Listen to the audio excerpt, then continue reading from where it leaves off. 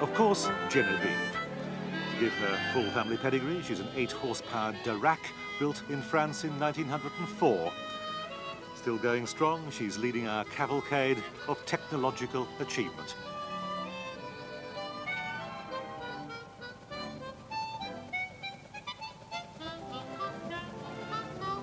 To introduce us to 40 years of motorised innovation, Raymond Baxter. Ladies and gentlemen, Mr. Larry Adler.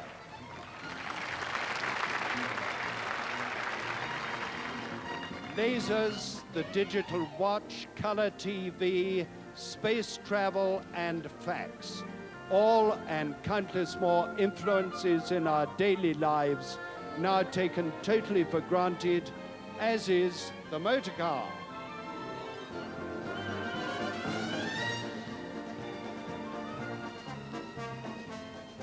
"40 years ago, cart springs, fading brakes, punctures, decarbonization and flat batteries were common to all, from the palace mews to the farmyard and to the family saloon, although that little A30 was one of the first cars Graham Hill ever raced. The 60s brought independent suspension, the alternator replaced the dynamo, and disc brakes, pioneered by Dunlop and Jaguar at Le Mans, were no longer for sports cars only. Although James Bond's Aston Martin there added fantasy to fact.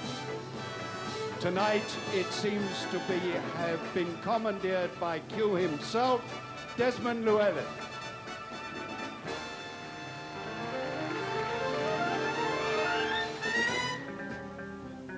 As in all paths of progress, there are milestones, and in this cavalcade, none more significant than the brainchild of Sir Alec Isigonis. His design broke all the accepted rules, but no concept has been more widely imitated.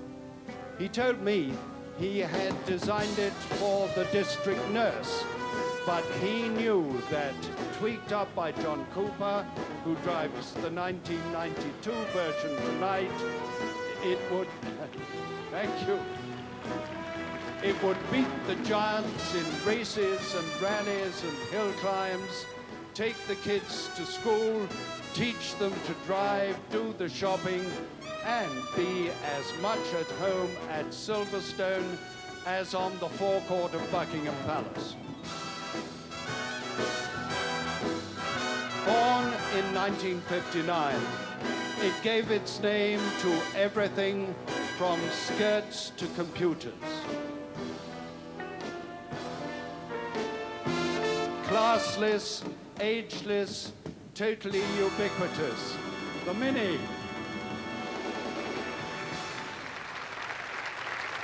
And from the Mini to the ultimate driving machine, particularly if you have to use the M25. The British-designed Harrier jump jet. But however successful the Mini has been, it hasn't sold 45 million copies. Cliff Richard has.